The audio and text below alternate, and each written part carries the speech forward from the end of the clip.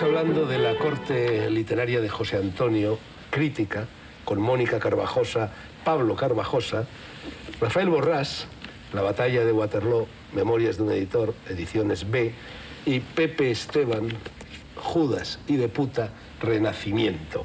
Añadamos a esta lista otros libros, son estos. Vanguardistas de camisa azul, se trata de una reedición. Se refiere a la trayectoria de los escritores Tomás Borrás, Felipe Jiménez de Sandoval, Samuel Ros y Antonio de Obregón entre 1925 y 1940. Ha sido publicada por Visor y ha sido escrita por una hispanista alemana, Metzl Albert. Tenemos también aquí Diálogos de Salamina, un paseo por el cine y la literatura, Javier Cercas y David Trueba, Tusquets, y ya pueden imaginarse ustedes por dónde van los tiros de este libro. Tenemos también aquí este volumen Cara y Cruz, así se llama la colección, que dirige precisamente en ediciones B Rafael Borrás. Cara y Cruz, en este caso de José Antonio Primo de Rivera. El sí se lo da Enrique de Aguinaga y el no, un no con matices, todo hay que decirlo, se lo da el historiador Stanley Payne. Y por último tenemos otro libro de Rafael Borrás, Cambio de régimen, caída de la monarquía y proclamación de la república, publicado por Flor del Viento. Bueno, sigamos con el programa, no nos queda mucho tiempo. Se dijo de toda esta generación de la corte literaria de José Antonio, te lo pregunto a ti, por ejemplo, Mónica, que eran una generación de señoritos. Pero me parece que vosotros en el libro también decís que eso en definitiva, y si no sois vosotros alguna otra persona lo ha dicho, que esa definición de señoritos también valía para los poetas de la generación del 27. Sí, se le ha dicho, y yo creo que alguno de ellos lo ha reconocido, que era una generación de señoritos, pero efectivamente otros muchos escritores del grupo poético del 27 también lo eran, ¿no? Lo era Alberti, lo era muy posiblemente Lorca. Y bueno, además creo que eso ellos, creo que el único emplazamiento profesional con el que se rozaron fue el periodismo, pero bueno, trabajaron ahí dentro del periodismo, y además no todos. O sea, algunos de ellos sí los podíamos calificar de señoritos, pero no todos. No sé si o habría distintas acepciones del término señoritos. No sé si Murlán Michelena, en cuanto a lo que puede ser ganancias económicas, ¿no? Que murió bastante olvidado, o Santa Marina, ¿no? ¿Los del 27 eran señoritos? Unos grandes señoritos. Todos. Todos. No había ninguno pobretón. Bergamín era un señorito verdaderamente absoluto y total, ¿no? Es decir, Alberti era otro señorito. Bueno, yo Lorca Garro no lo conocí, pero me imagino que también era otro señorito. Eran grandes señoritos, sí. No, hay dos cosas además que me parecen muy importantes, abundando en algo de lo que hemos hablado al principio, y es que yo creo que, bueno, en este país que tiene o sigue teniendo a veces sectarismos muy gratuitos, lo que uno entiende es que la cultura española de la época era una sola. Es decir, lo que hay es no solamente una mezcolanza, sino en realidad hay unos antecedentes comunes, y hay muchas veces una continuidad y otras veces una contigüidad. Es decir, es una sola casa donde hay habitaciones y donde hay salas comunes en las que a veces estos grupos se encuentran, ¿no? Hay una novela de Samuel Ros que tiene un capítulo prodigioso, el último capítulo se llama El hombre de los medios abrazos, que ha sido reeditada no hace muchos años, donde él hace una descripción del banquete de bodas de los protagonistas, y los invitados son todos los personajes de la cultura española del momento, desde el 98 hasta las últimas promociones, ¿no? Es un capítulo prodigioso donde él va haciendo una descripción personaje por personaje, ajustando perfectamente las características culturales y estilísticas de cada uno, ¿no? Samuel Ros hubiera podido ser el que más talento tenía, talento literario me refiero, de la generación, y si digo hubiera podido ser es porque murió prematuramente, es el que más joven muere de todos ellos cuando tenía 40 y tantos años. Vosotros dejáis entrever esta posibilidad en el libro. Sí, es él, desde luego, aparte que es que este grupo de escritores se caracteriza por tener poca obra en libro. Pues Samuel Ros, a pesar de morir el más joven, pues es casi el que más tiene obra en libro, sobre todo obra narrativa, ¿no? Novelas y relatos.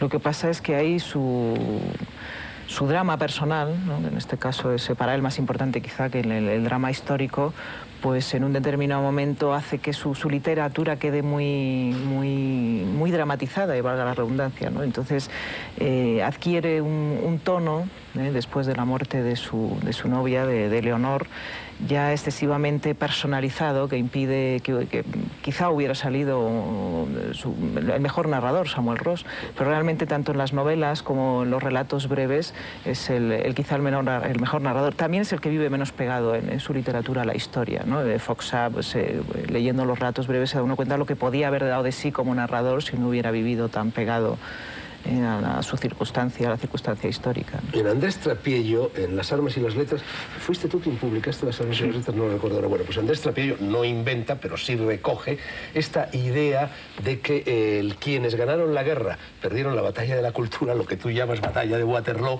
y que en cambio quienes perdieron la guerra ganaron esa batalla por la cultura. ¿Es correcta esta opinión? ¿Estáis de acuerdo completamente con ella o hay que matizarla? Más que batalla por la cultura, si no recuerdo mal, lo que dice Trapiello es que los escritores que ganaron la guerra perdieron la batalla de los manuales Las páginas de la historia de la literatura. Efectivamente, sí, eso es lo que dice Andrés. Bueno, ¿es así?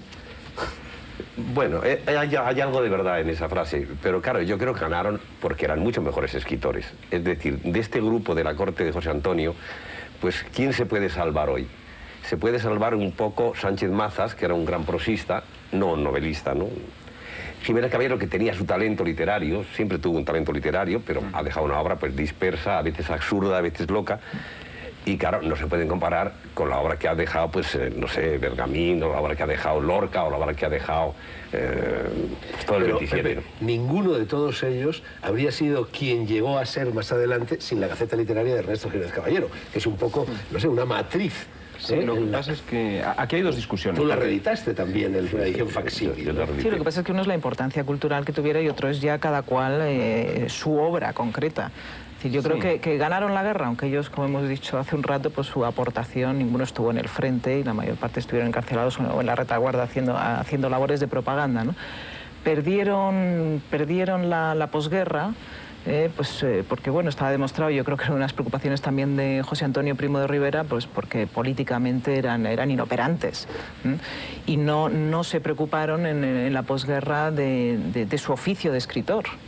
Y los que más se preocuparon son en un determinado momento los que sí merecen unas líneas, unas páginas en la historia de la literatura, ¿no? La Gaceta fue cofundada por Guillermo de Torre, ¿no? Sí. Era secretario. Un dato curioso. Era secretario Guillermo de Torre, y Arconada, luego el famoso comunista en Moscú, era el segundo de a bordo de Jiménez Caballero. Sí. Pero desde luego no han perdido las páginas, que es lo que hemos dicho muchas veces, no han perdido las páginas. Lo que pasa es que merecen, y la imagen que siempre nos gusta poner, es decir, en la fotografía de la literatura del siglo XX, la literatura española del siglo XX, los personajes centrales siguen siendo exactamente los mismos. Lo que pasa es que a veces interesa ampliar la foto y ver qué otros personajes había ahí. O sea, no eran los personajes centrales, no eran el tronco de la literatura española, ¿no? Tenemos que referirnos... Una rama, a veces uno quiere dar un paseo por estos escritores. Pero en realidad no es que, claro, también podríamos referirnos a muchos escritores republicanos, muchos escritores de la izquierda que han quedado semiolvidados o que han quedado en una segunda división, porque los grandes nombres son los grandes nombres, es decir, sea un Díaz Fernández o un Jarnés, un Domenchina, un Antonio Espina, bueno, el mismo Arconada, tantos nombres de tantas generaciones. Pero yo creo que una vez que hemos dicho que hay que tener ese propósito antisectario, pues evidentemente el tronco principal sigue siendo el tronco principal. Y en este sentido, yo creo que podríamos tener una cierta discrepancia con la apreciación de Trapiello, también en lo que se refiere, digamos, a la constitución de un canon, ¿no? Es decir, que nosotros no creemos que estos escritores modifiquen ese canon, en todo caso se amplía la foto, ¿no? Dos palabritas sobre algo que fue importantísimo en aquella época, las tertulias literarias, y fundamentalmente en lo que se refiere a la corte literaria de José Antonio, dos. Una, la de la ballena alegre, celebérrima, y otra, las cenas de Carlomagno, esas curiosas cenas que organizaban en un hotel que no sé si existe todavía, el Hotel de París. El Hotel París. En la carrera de San Jerónimo. El hotel, no, en la Puerta del Sol. El primer hotel que hay en la Puerta del Sol cuando se reforma a mediados del 19. ¿Y se conserva en ese hotel la sala donde se celebraban las cenas de Carlomagno? ¿Hay algún elemento? Pues no creo que haya cambiado mucho la disposición. Es decir, habrá cambiado la decoración sin duda, pero la disposición seguirá siendo la misma. Sí. Bueno, la ballena alegre y las cenas de Carlomagno. ¿Qué eran las cenas de Carlomagno, para empezar? Las cenas de Carlomagno creo que es Jacinto Miquel Arena, ¿no? El que lo define como el conservatorio del estilo de la falange, ¿no? Definición que yo creo que a los propios falangistas no les gustaba, porque consideraban que el estilo de la falange no era solo su retórica o la corte literaria, que no deja de ser una denominación irónica utilizada por los propios falangistas o por los que lo habían sido, ¿no? Y entonces ahí pues, es donde se reúnen todos estos escritores en torno a José Antonio, y se trataba sobre todo, aparte, no creo, se hablaba de política por supuesto, pero se hablaba de literatura, se hablaba de artes culinarias, y esto lo dice también Miquel Arena, que se trataba de hacer una distinción estética frente a la República. Daban mucho que hablar en Madrid, al parecer, aquellas cenas, ¿no? Pero, claro, el estilo de la falange era un estilo populista. Y sin embargo estas cenas, por lo que yo sé, era un poco todo lo contrario. Iban de chaqué o de frac, bueno, era un estilo elitista, candelabros, manteles. Sí, el menú era objeto de discusiones durante los días anteriores, pero se trataba eso de una protesta, ellos que no supieron distinguir entre política y estética, ¿no? Una distinción estética y final frente a... Lo de Walter Benjamin, sí, claro. Efectivamente. La estetización de bueno, como se diga, del hecho político, ¿no? Bueno, y la Ballena Alegre, porque en la Ballena Alegre estaban ya mucho más mezcladas las cosas, ¿no? Ahí en un café, este sí que ha desaparecido, ¿no? El Café de Lyon. Bueno, ahí el jefe era el Jiménez Caballero, un poco el que llevaba la voz cantante, ¿no? En la Ballena Alegre. Yo creo que era Murlán también. Murlán también. Sí, sí. Bueno, Jiménez que no se atribuía por lo menos él sobre todo porque personalmente. Jiménez Caballero ya tras la fundación de la Falange no asistía. Yo creo que Jiménez Caballero no asistía a las tertulias de la Ballena Alegre. Ahí es donde era el canciller, Santa Marina de repente Pedro decía, me voy a saltar la Facultad de Derecho. Se iba y volvía al ratito y seguía hablando de literatura. En Barcelona. Ah, eso era en Barcelona. En otra tertulia parecida, paralela. La tertulia que Luis Santamarina tenía con Matzau. Que también era una cacería. Republicano y judío. Pepe Jurado Morales, que era hazañista. Y de repente, pues a las 11 de la mañana, Santamarina decía, esto era en el bar estudiantil que está frente a la universidad, y decía, voy a saltar la Facultad de Derecho. Y se iba él solo y volvía hecho un Cristo, naturalmente, proseguía la tertulia con Matzau. Esas relaciones le salvaron la vida, luego, una de las penas de muerte a las que fue condenado, dicen que determinados intelectuales, entre ellos Matzau, algún tono y sobre todo José Janés, para el cual antes de la guerra Luis Santamarina había traducido del inglés El mundo feliz de Huxley. Pues Janés ya era, aunque muy jovencito, ya era editor, y que en el 36 tenía un cargo en la Generalitat dentro de las áreas culturales, movilizó a mucha gente, pues desde Carles Riba, el poeta, en fin, todo el mundo. Y a mí este hazañista, que era como una especie de escudero de Santamarina, Pepe Jurado Morales, me contó que en el despacho de Companys había visto el telegrama de Bergamín a Companys solicitando el indulto. Bueno, muchos, por no decir todos estos escritores, vivieron peripecias verdaderamente rocambolescas al hilo de la guerra civil, que si penas de muerte, que si fugas y escapatorias. Ernesto Jiménez Caballero se escapó vestido de mujer, ¿no? Claro, una avioneta que lo llevó a Francia. Se escapó vestido de ama de cría, con un niño en los brazos. Muy Jiménez Caballero. Y él dice que se evadió de la cárcel vestido de mujer, pero ya lo de ama de cría... Sí, con un niño. Ya... Y él, como era loco, decía, oye, Pepe, descúbreme, porque dice que el guardia republicano, que le conoció perfectamente y lo dejó pasar. ¿Por qué no me descubres quién era aquel guardia republicano? Que estaba loco. Digo, voy a tú y yo.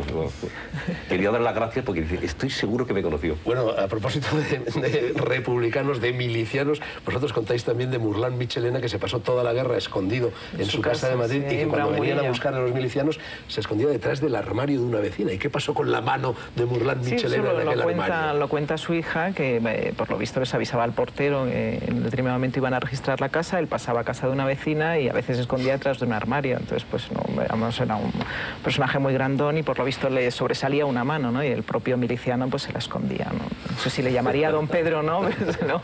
Se la escondía detrás de la mano y estuvo 3 años encerrado ahí en su casa de Bravo Murillo, ¿no? Últimamente, a raíz del éxito alcanzado por Javier Cercas con su novela Soldados de Salamina, pues se ha discutido mucho acerca de si el famoso fusilamiento, otra peripecia rocambolesca de Rafael Sánchez Mazas, se lo inventó Sánchez Mazas o fue de verdad. Gregorio Morán ha publicado un artículo, parece ser, porque polémico. ¿Qué pensáis vosotros? ¿Fue fusilado o no fue fusilado? Nosotros creemos que fue fusilado porque si no, y creo que es Javier Cercas quien lo dice, esto sería la gran mentira, pero no solo la gran mentira de Eugenio Montes, porque Gregorio Morán se lo adjudica sobre todo a Eugenio Montes, que fue el primero en contar que el frustrado fusilamiento de Rafael Sánchez Mazas, pero claro, mentiría Sánchez Mazas, mentiría la familia de Sánchez Mazas, mentiría el autor del libro Yo fui asesinado por los rojos, no recuerdo ahora su nombre, mentirían los amigos del bosque. Está demostrado que el fusilamiento se llevó a cabo y que él él pasó por esa peripecia. Sí, y yo creo que el testimonio del autor de Yo fui fusilado por los rojos es bastante convincente, porque está publicado en unos años en que de todo esto no se hablaba ya y no se había vuelto a hablar. No, y lo cuenta con todo detalle, no solo el fusilamiento, sino la noche anterior que estuvo con Rafael Sánchez Mazas, y lo que cuenta de Rafael Sánchez Mazas, pues se sabe que estuvo encarcelado en Barco Uruguay, y toda su peripecia coincide, ¿no? Incluso la amistad con Prieto, que le salvó la vida. Bueno, hay algo en lo que parece ser que todo el mundo está de acuerdo, y es en el hecho de que estos escritores, ninguno de ellos dejó una gran obra. Eso que vosotros mencionáis también en el libro, el deber de un escritor es el de dejar por lo menos una obra maestra. Fueron autores más de páginas que de libros, fueron autores dispersos, autores de miscelánea, autores de prosa breve, eso que se llamaba raquitismo, quintaesencismo, cagarritas literarias, pero en lo que estamos todos de acuerdo es en que fueron los que elevaron el artículo periodístico a género literario. Un fenómeno que solo se da en España y quizá un poco en Iberoamérica, pero no por lo que yo sé en el resto del mundo. Sí, en ese sentido decimos, lo he dicho antes, ¿no?, que el único emplazamiento un poco con el que se rozaron fue en el de periodistas, sin ser nunca periodistas, pero bueno, lo que efectivamente fueron maestros de la prosa breve, no solo del artículo, sino se ve también un poco en sus obras de capítulo breve, incluso muy independiente, muchas veces obras, capítulos breves independientes unos de otros, ¿no? Y entonces, y quizá es donde pues, se pueden rastrear en un determinado momento discípulos, así como en las obras, en los relatos, en las novelas, ¿no? Y efectivamente, para ellos el artículo, sobre todo en Eugenio Montes, en Rafael Sánchez Mazas, en Murlán, con un estilo, ese artículo divagatorio, lleno de referencias culturales, ¿no? Para ellos era casi género literario, por supuesto. Algo que se sigue haciendo, efectivamente, como tú acabas de decir. Sí, hoy, ¿no? Se puede más rastrear seguidores de estos escritores. No sé, Umbral, decís vosotros, escribe en la prensa, realmente no es un periodista, es un escritor que escribe en la prensa y como Umbral otros muchos. No, ahí es donde están los verdaderos descendientes. Ahí es donde se puede rastrear. Un discípulo de estos. Talerruano puede ser un discípulo de estos, ¿no? En realidad, digamos, es un producto muy específicamente español para bien y para mal, ¿no? Es porque, por un lado, evidentemente, es donde mejor podemos rastrear esa tradición cuando hablamos de Umbral, y el mismo Umbral lo reivindica. Por otro lado, claro, tiene todos los defectos del verbalismo español. Yo recuerdo, por ejemplo, que en el ámbito de la cultura catalana, Gabriel Ferrater hablaba siempre de este tipo de escritura como una prosa de escayola, y Joan Fuster hablaba también siempre de ese tipo de articulismo donde el lenguaje va por delante del pensamiento, y al final el pensamiento queda muy rezagado, ¿no? Yo recuerdo, Pepe, cuando éramos muy rojos en la época universitaria, que leíamos el Arriba con gran perplejidad por parte de nuestros compañeros, porque decíamos que el Arriba era el periódico que estaba mejor escrito, prescindiendo de lo que del contenido de estos artículos, ¿no? Claro, bueno, además ten en cuenta que Jiménez, Jaime Armán, y en el Arriba venían las greguerías de Ramón. Efectivamente. Y además el Arriba fue un sitio donde donde se hizo un poco la concordia nacional. Empezaron a publicar gente que había sido del otro bando, gente que salía de la cárcel, y Arriba lo recogía, ¿eh? En eso es importante. Bueno, tenemos que dedicar, aunque solo sea un minutillo a cada uno, en fin, tenemos que dedicar algo a cada uno de los 10 escritores que forman esa corte literaria de José Antonio. Empecemos por Rafael Sánchez Mazas. Tú hiciste la tesis doctoral que no se ha publicado sobre la prosa del 27, Rafael Sánchez Mazas. Sí. ¿Consideras a Rafael Sánchez Mazas un prosista del 27? Pues la verdad es que no, pero... Entonces el título de esa tesis... Bueno, pues yo con el título me peleé bastante con mi director de tesis, y de hecho cuando el tribunal me hizo la misma pregunta, respondió él, ¿no? No lo considero un prosista del 27. No, considero que esa generación, que bueno, es como un chicle que podíamos estirar, no pertenece a eso. En cualquier caso, el mejor escritor de todos ellos. Y mejor en Rosa Kruger que en La vida nueva de Pedrito de Andía, sí, que goza de mucha más fama. Sí, yo creo que sí. De hecho, La vida nueva de Pedrito de Andía goza de mucha más fama, entre otras cosas, porque fue Rosa Kruger era la novela secreta de Rafael Sánchez Mazas, ha sido editada hace relativamente poco, ¿no? Es una novela, como se suele calificar, deliciosa, ¿no? Pero yo creo que muy bien escrita y muy bien adecuada a su narrador, que es un niño. Pero yo creo que ya se despejan todas las dudas de Rafael Sánchez Mazas, escritor, con Rosa Kruger, ¿no? Ernesto Jiménez Caballero, tú lo trataste mucho, Pepe, en sus últimos años cuando regresó a España. Yo también. ¿Qué importancia tiene Ernesto Jiménez Caballero, al que vosotros calificáis, no sé, un poco de orquestador de la gran ceremonia de la confusión, histriónico, divertido, absurdo, disparatado, contradictorio? Umbral llegó a llamarlo el Groucho Marx del fascismo español. Pero ¿qué importancia tiene? Todo eso es verdad. Yo, inspector de alcantarillas. Que el más importante escritor para mí es Jiménez Caballero. Aparte de que sus textos que dábamos en el bachillerato son estupendos, sus textos de literatura son estupendos. Aparte es el primer surrealista español que publica, que eso tiene su importancia, ¿no? Es el primero que ve la figura de Azaña. En Azaña ya en el año 32, cuando Azaña le huía, iba buscando un jefe y quería que fuera Azaña, ¿no? Y creo que escribió siempre con un gran talento literario. Era un loco, escribió de todo, era confuso, bueno, pero yo creo que tenía un gran talento literario. Luego, aparte, hay que añadir en su haber la Gaceta Literaria, una de las mejores revistas que se han hecho en el siglo XX, que es un siglo de grandes revistas españolas, ¿no? Yo creo que el más importante para mí es Jiménez Caballero. Claro, luego yo lo que creo es que antes con Jiménez Caballero se perdió un gran narrador, es decir, si hubiera aquí escrito novelas hubiera sido seguramente excelente, ¿no? Pasa que aquí juzgamos quizás los ratos de ficción, los más despegados en el sentido, ¿no? Tú cuando dirigías Planeta le disteis un premio Espejo de España, compartido a Ernesto Jiménez Caballero, ¿no? Retratos españoles, que se llamaba. Le reedité bastantes libros. El genio de España. El genio de España, con prólogo tuyo, Julepe de Menta, las notas marruecas. Yo estoy de acuerdo con Pepe que de todos me parece que desde el punto de vista literario es el que se aguanta más. ¿Y Foxá? El de Madrid, de corte a checa, que sería una especie de como el ruedo ibérico en versión derechista, ¿no? Y iba a empezar una serie de novelas, como también lo era el ruedo ibérico, ¿no? Que no llegaron nunca a término, pero también Foxá se tiene en pie, ¿no?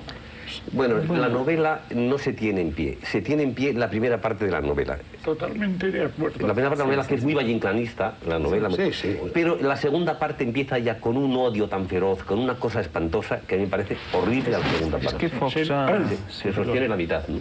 Sí, no, Foxá plantea un problema estético y un problema literario muy curioso, porque de un lado es evidente que era un reaccionario casi químicamente puro, y él lo reconoce. Pero claro, tiene un problema estético, porque un reaccionario que utilice la estética de Valle-Inclán pues no puede resultar muy contundente, porque claro, la estética de Valle-Inclán aplicada a la monarquía da resultados subversivos, y eso la estaba aplicando a la izquierda, ¿no? Y tiene el problema de que, claro, también la densidad de su medio, que era la aristocracia madrileña, pues no da, digamos, para un Proust o para un Lampedusa, da como mucho para el padre Coloma. Y entonces esa especie de diferencia estética siempre se ve en su obra. Pero una cosa muy interesante que por lo menos para mí ha resultado una de las revelaciones al elaborar el libro, es que la obra poética de Foxá siempre corre en paralelo con la obra del 27, ¿no? De manera reconocida o no reconocida. El primero tiene un libro de romances, que es un trasunto del romancero gitano de Lorca, pero luego, por ejemplo, yo tengo la impresión de que uno puede leer a Alberti o incluso a ciertos elementos de Neruda, a pesar de que estuvieran las antípodas y rechazase explícitamente su estética en toda la producción posterior. Yo como poeta releía en vuestro libro, lo citáis, el célebre poema de Foxá dedicado a la Brigada del Amanecer, y la verdad es que ese poema impresiona, ¿eh?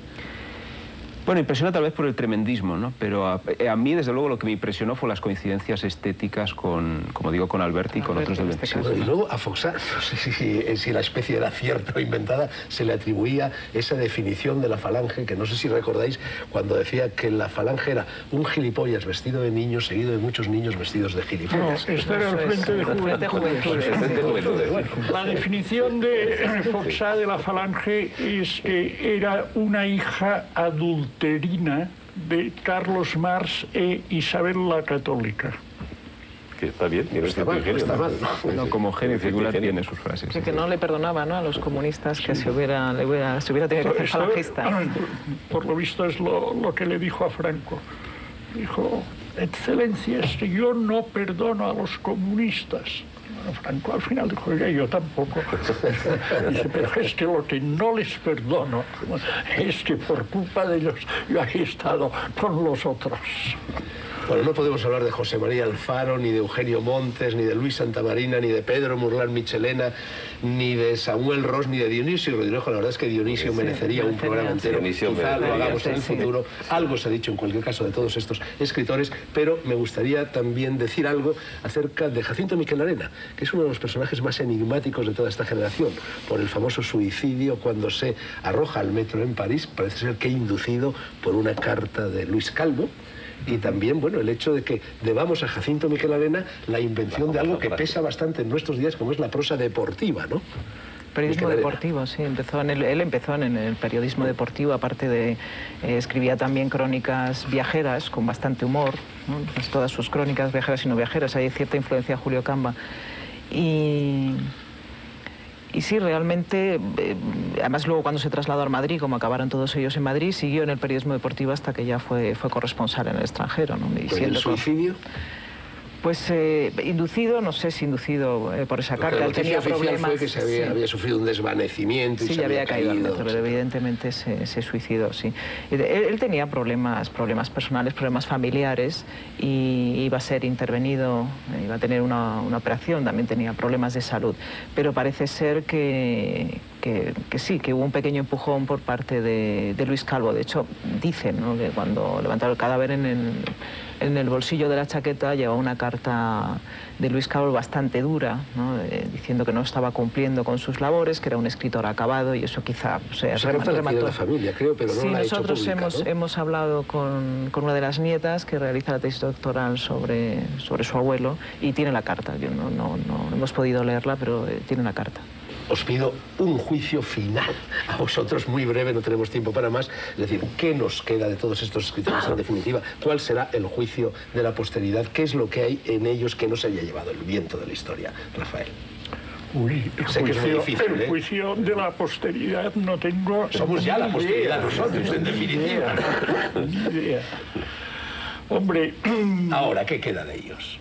Yo creo, en principio, y en conjunto, que muy poca cosa.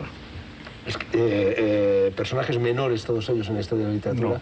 No. Pienso que, por ejemplo, Jiménez Caballero no es un personaje menor. Pepe. Yo estoy de acuerdo. Creo que Jiménez Caballero... Y yo después, hemos hablado un poco de Dionisio. Dionisio es un poeta bastante estimable. Dionisio ha dejado unas memorias bastante interesantes. Creo que Dionisio merecía una revisión mejor, Dionisio. El resto, más o menos, pues no sé. Pablo Carvajos. Sí, aquí y allá hay cosas que salvar. Hay cosas que salvar, sea en Sánchez Mazas, sea en Ridruejo, sea en Foxa. El problema es que, claro, estas cosas que salvar muchas veces pues dan para poco, ¿no? Pero independientemente de esto, que es responder ante el Tribunal de la Literatura, quedan también como documento cultural, es decir, como parte de la historia cultural, ¿no? Tal vez paradójico, claro, porque contribuyeron a destruir la República y esa misma Edad de Plata que era la que los había producido, ¿no? Dulcis in fundo, la opinión de la única dama presente en este cónclave. No, yo opino que no son los autores mayores, pero sí queda y quedará algo de ellos. En algunos la importancia cultural, que no sé, yo opino que Jiménez Caballero como autor, reconozco su importancia cultural, pero creo que ahí no nos debemos olvidar ni de Rafael Sánchez Mazas, ni de Agustín de Foxá, ni de otros escritores que hay en este libro. Sic transit, de aquella corte literaria no queda nadie vivo. Descansen todos en paz y sigan siempre sus obras al alcance de los lectores, dentro y fuera de las bibliotecas. En la historia de la literatura caben todos y todo debería ser siempre sumar, nunca restar. Una cosa es la política y otra, a mi juicio, independiente de ella, el arte de empuñar la pluma. Nos han acompañado Pepe Esteban, Judas y de puta, Renacimiento; Rafael Borrás, La batalla de Waterloo, Memorias de un editor, Ediciones B. Habrá pronto un segundo tomo. Y Mónica y Pablo Carvajosa, La corte literaria de José Antonio o La primera generación cultural de la Falange crítica. Termina así no solo negro sobre blanco el capítulo de hoy, sino también la miniserie, 2 programas que hemos dedicado a analizar la figura de José Antonio y el fenómeno político y cultural que este protagonizó 100 años después de su nacimiento en Madrid. Gracias por su respetuosa, espero, atención. Buenas noches.